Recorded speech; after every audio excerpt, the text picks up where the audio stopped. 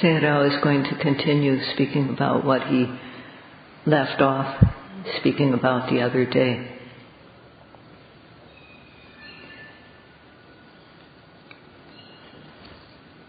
On the evident arising, rising, falling, lifting, moving, placing, and other physical acts, to observe them as they are, applying a label, and to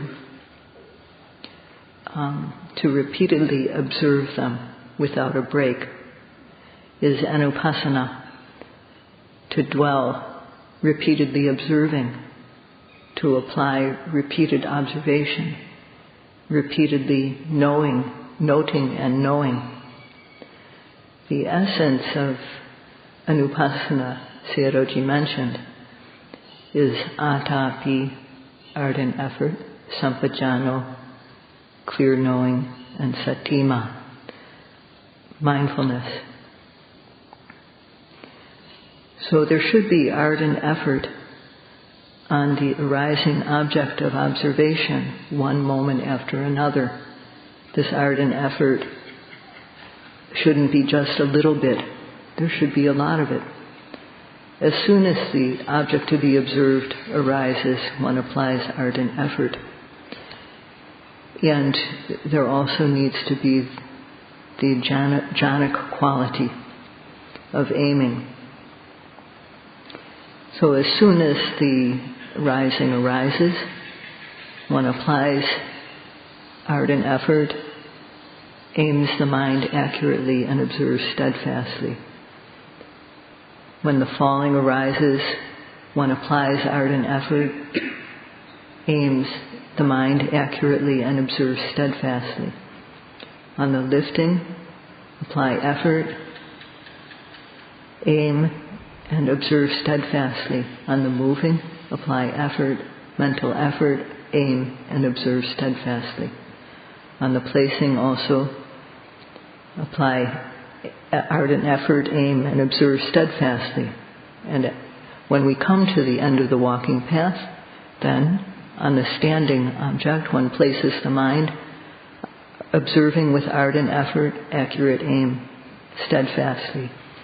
Then turning, observing the turning with accurate aim, ardent effort, and steadfast observation.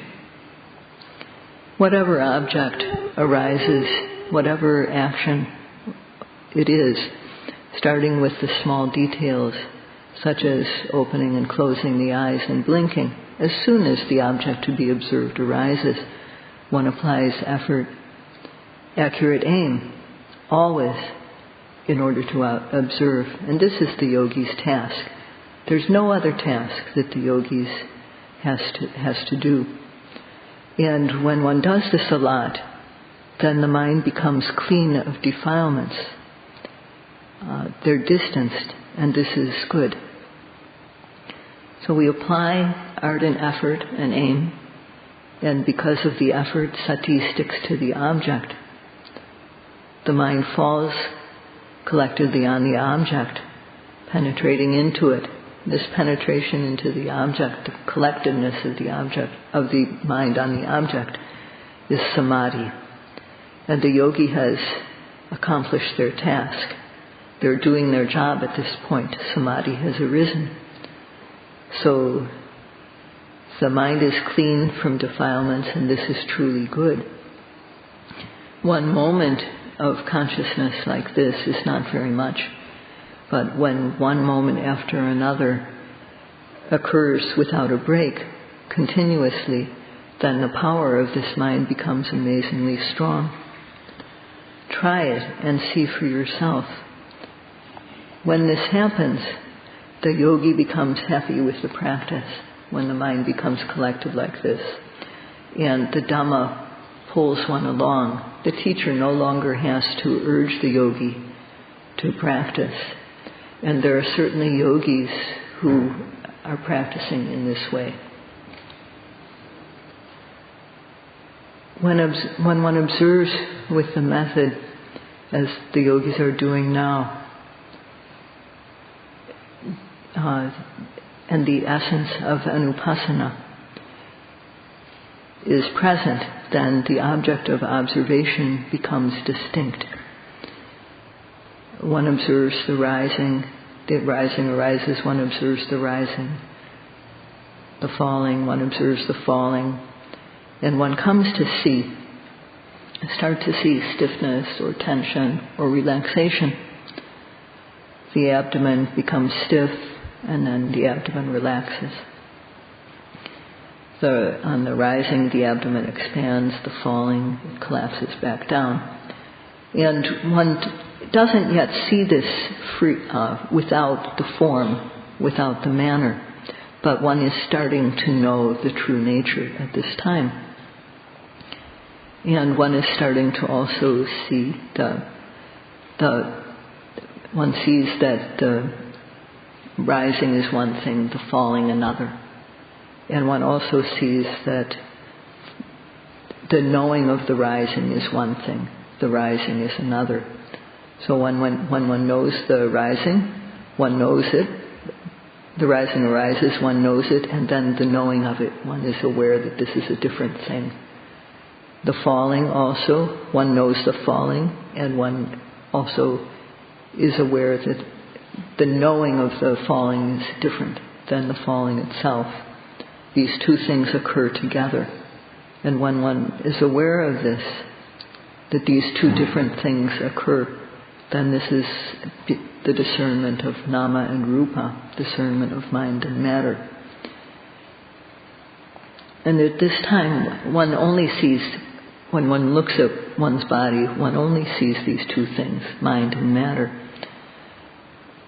One can look for other things. One can look to try to see a being or a man or a woman, but this cannot be found. One only sees mind and matter, nama and rupa. And also, there's no soul to be found. What is occurring is just mind and matter. Before one attached to these ideas that there's a being or that there's a soul. But because one sees clearly that these things are not there, one sees clearly that there are only mind and matter, one no longer holds on to these beliefs, they fall away. And this is the start of Vipassana knowledge, to see the distinction between mind and matter.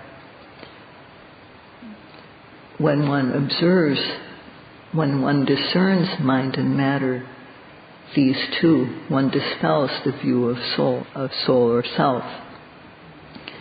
So previously one attached to this idea that there's a self or a soul. These things aren't really there, but one thought they were. When one sees clearly that they are not there, this belief falls away. So discerning mind and matter, these two, one eliminates the view of self.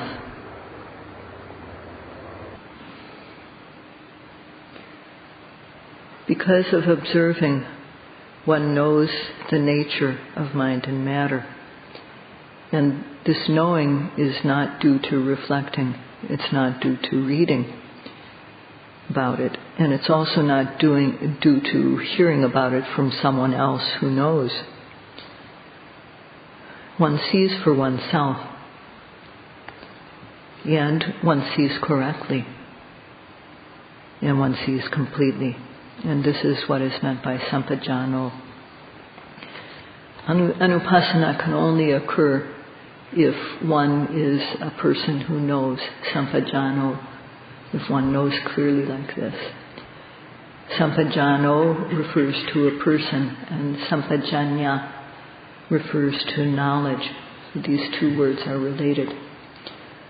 Sampajanya means knowing or knowledge. And this word, sampajanya, is made up of three words, sam, pa, and janya.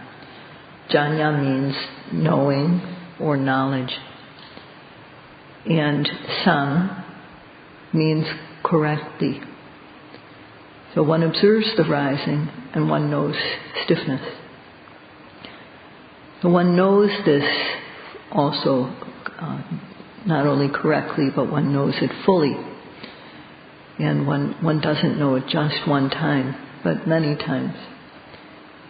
When the abdomen relaxes, when there's falling, one knows the relaxation, the abdomen gets soft. And other objects also, one sees the true nature that is there, but still mixed in with the form and the manner of the object. Still, one is knowing, and this knowledge is correct. This knowledge is complete, and it is one's own knowledge. And for all these reasons, it's called samjanya. One knows correctly, one knows completely, and one knows personally for oneself. And no one can deny that one knows in this way. This is knowledge that comes not through reading, not through reflecting, not through having heard about it. And what one knows is clear.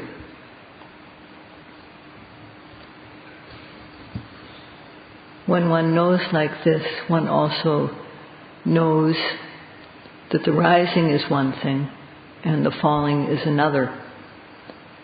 Rising is clearly rising and not falling. Falling is clearly falling and not rising. They're not mixed up with each other. So every rising, every falling, one knows each one distinctly. And one also knows the observation. Knowing the rising is one thing, knowing the falling is another thing. So one sees, every time one notes, one sees the object distinctly. Each object is not mixed up with another object. What one sees is very distinct. And this is the meaning of the prefix pa, put together with pajanya, is to know distinctly.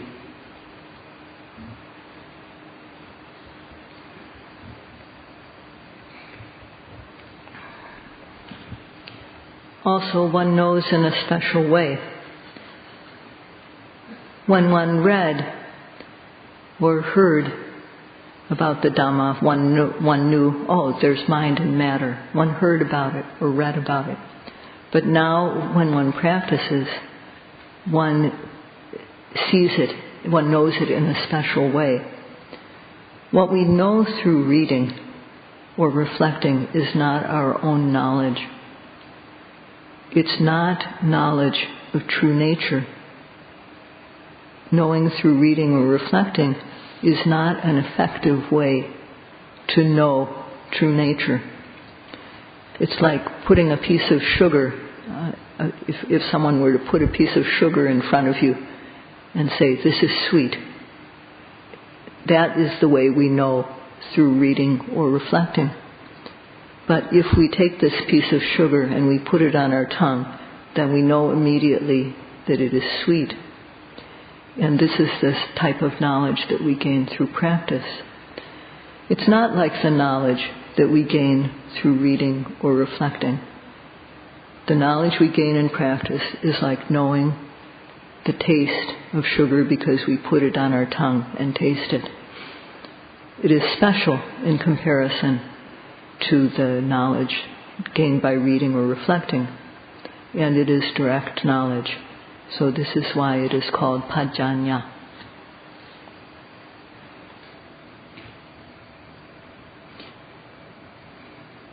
At the moment of rising and falling, the stiffness and tension that one can find is rupa, matter. Knowing the stiffness, knowing the tension, is nama, or mind.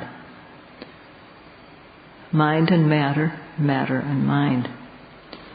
One is knowing what is really there as it is. And this mind and matter are anicca. They arise and then pass away. They arise and they don't stay that way, they pass away. So therefore they are called anicca. This is a name for mind and matter. They are anicca, or impermanent. And so when one knows the arising and the falling, one knows this quality of them, that they are impermanent. And they can be called impermanent. This is like a name for them. And when we know, we are knowing the Dhamma the way it is. What is impermanent is also unsatisfactory. Yada niccang tan dukkhang, it is said. So what arises and then passes away immediately, what is born and then dies, cannot be called good. It's called dukkha, or unsatisfactory. And dukkha also refers to mind and matter, nama and rupa. When one knows that these are impermanent, when one knows anicca, the quality that they have of being impermanent, one also knows dukkha, their unsatisfactory quality. So one knows also, knowing that mind and matter are impermanent, and that they are anicca and dukkha, impermanent and unsatisfactory, one also knows that there is not a soul to be found in there. There's not a person, a being, a man or a woman. It is just an empty process that arises and passes away. And this Dhamma that arises then passes away is unsatisfactory, is also without a self. It is called anatta. So mind and matter have these three names: anicca, dukkha, anatta.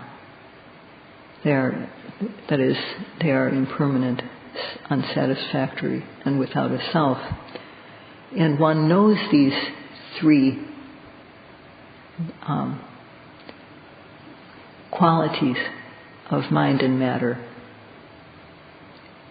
It's similar, knowing mind and matter is similar to knowing a person who uses three names.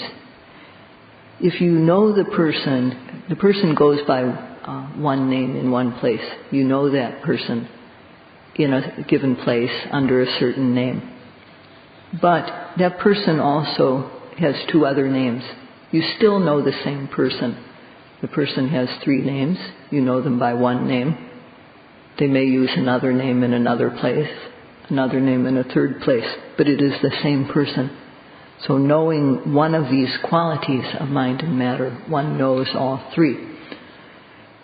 Because one knows that they are anicca, or impermanent, one knows that they are suffering, or dukkha. And one also knows that they are without a self, anatta. And this is accomplishing three things at a blow, three at a blow. So in this way, one knows personally what is really there. One knows correctly and distinctly. So if we take the full meaning of sampajanya, one knows correctly and distinctly for oneself. One knows completely and distinctly for oneself. So in this context, in this place, the Buddha used the word sampajanya, which has a very full meaning. And he didn't use other words for knowledge such as jnana or panya in this place. He used sampajanya because it corresponds to what we actually experience in the practice. And the Buddha is unique in speaking in this way.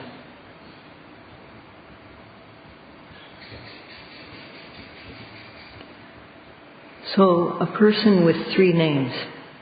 If you meet this person in one place under one name, you have met this person, although they use another name in a second place and another name in a third place. So mind and matter, they have these three names: anicca, dukkha, and anatta. And if one knows one of these characteristics, one knows all three. It is said in the text, Aniccaṃ veditavāṃ, Dukkhaṃ veditavāṃ, Anattā veditavō. That means that anicca, or impermanence, is to be known. Dukkha is to be known. Anatta is to be known. And if the yogis in their practice come to know like this, they will know that it corresponds to what is in the text. Later on, if they study, they will understand the text clearly. If one doesn't practice for oneself, it is not easy to understand what these words mean.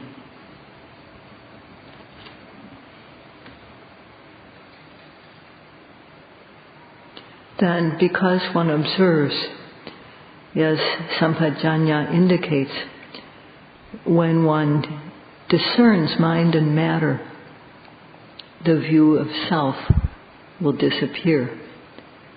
Previously, when one didn't know about mind and matter, and one didn't know that they are without a self, one had the belief that there is a self, there is a soul. But through the practice, this is dispelled through seeing the discerning mind and matter.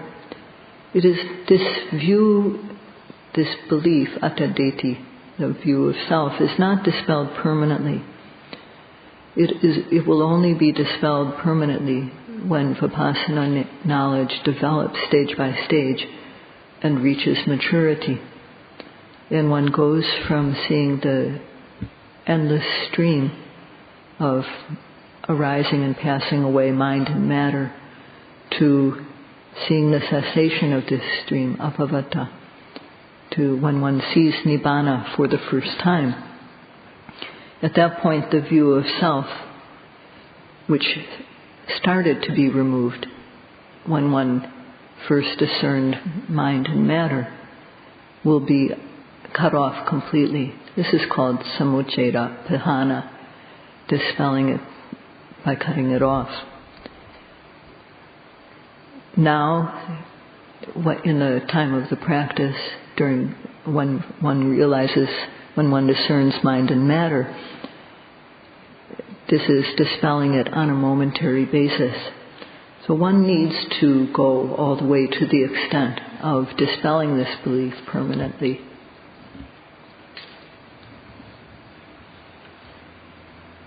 In the Buddhist text, there's the word Visuddhi, which means special purity or special purification. And there are 7 parts of this purity. The first is Sila Visuddhi, purity of Sila, or morality. So our Sila, our morality, must be pure. For lay people, they must keep at least 5 precepts. Monks must keep the rules of the monks. And if Sila Visuddhi is established, purity of Sila, then when one practices, starting with the rising and falling, applying effort to observe every arising object, because of the application of effort, the mind will stick to the object. And when this, the application of effort and the arising of sati occurs again and again continuously, the mind develops energy.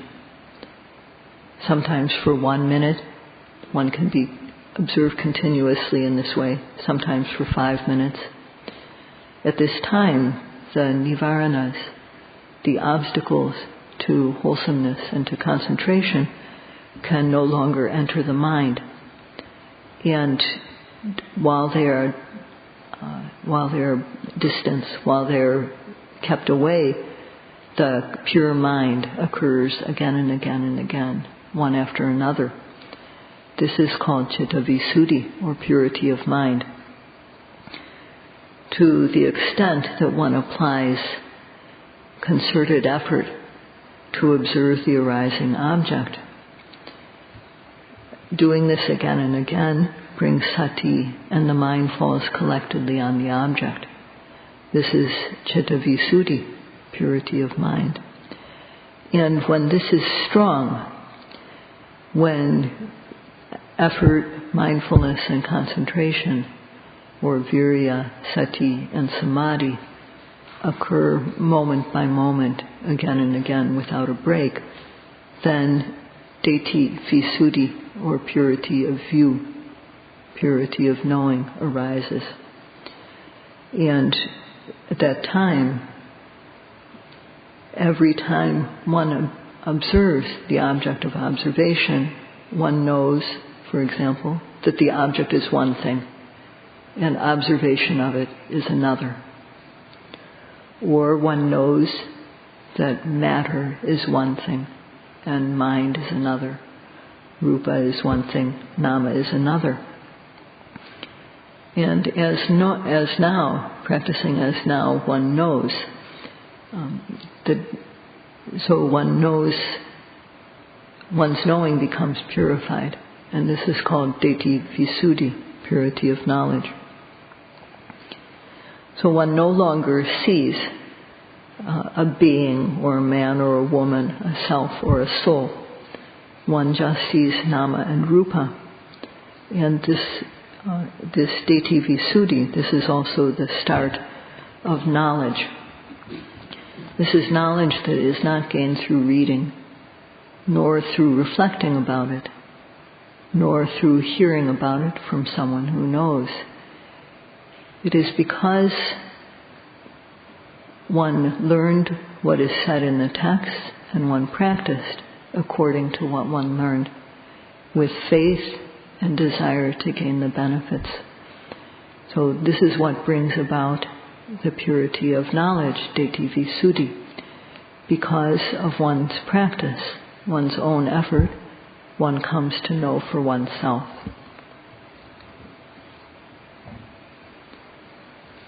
When we discern mind and matter, nama and rupa, because of observation, if we analyze what is happening in that moment, there are 5 things involved, or 2 groups: the samadhi group, or concentration group, and the panya group, the wisdom group.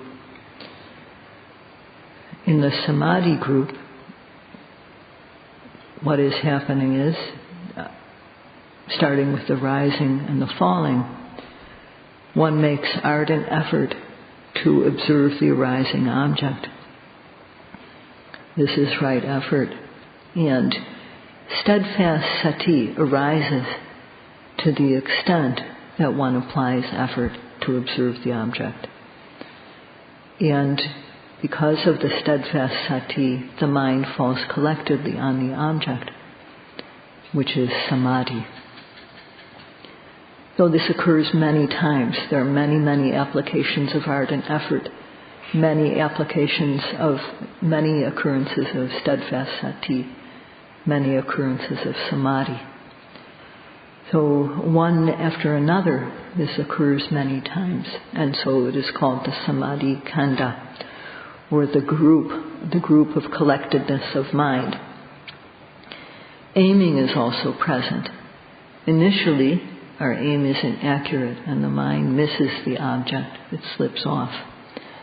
But now, when aim is accurate, the mind meets the object directly, head on.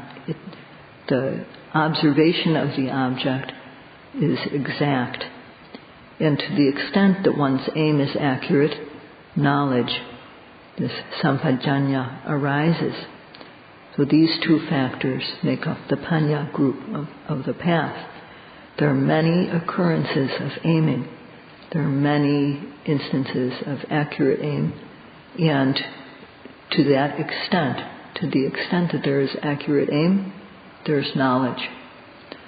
Without accurate aim, there won't be knowledge arising. So when aim is accurate, then one knows clearly. One knows mind and matter. So these two are the Paññā group, the wisdom group. So there are 3 factors in the Samadhi group, and 2 factors in the Paññā group. And altogether this makes 5, which is called Pañcāṅgika. It refers to the forerunner path that contains 5 parts, 5 elements. And we need to develop this. Without developing this 5-fold path, no knowledge will arise. But with development of this 5-fold path, there's no need to wish for knowledge to arise, because it will arise automatically. So one needs to practice with respect for the practice, with meticulous care, and without stopping all the time one is awake, except for the time one is asleep. One should apply the practice. A yogi who practices in this way develops the samadhi khandha, develops concentration in a short time. And to the extent that samadhi is developed, paññā will arise, wisdom will arise. These two occur together. Concentration and wisdom occur together, not one after another. They occur at the same time. When we want to see something small, something very small that we can't see with the ordinary eye, we have to use something like a microscope or a magnifying glass in order to see. The glass in a microscope or a magnifying glass is not ordinary glass. It has to be ground exactly. And if we want to see, for example, 10 times more powerfully than we can see with the naked eye, we have to use that much magnifying power. So it's like this when we try to see the very small things that occur in one's body. We have to, just like we have to grind the glass so that it becomes powerful, so too we have to make our mind powerful by filling it with energy. And the energy that we need to develop is the energy of virya, sati, and samadhi. Effort, mindfulness, and concentration, plus aiming. When these energies are developed, then sampajañña will occur. That is, knowing correctly, distinctly, and in a special way. Knowing completely, distinctly, and in a special way. Knowing for oneself, distinctly, in a special way. Why does this knowledge come about? It comes about because of the power of virya, sati, and samadhi that are developed. And if one wants to see the mind and matter that are really in us, the very small things, then one needs to develop these. So whenever an object arises, at the moment of arising, one has to guard the mind with vigilant mindfulness.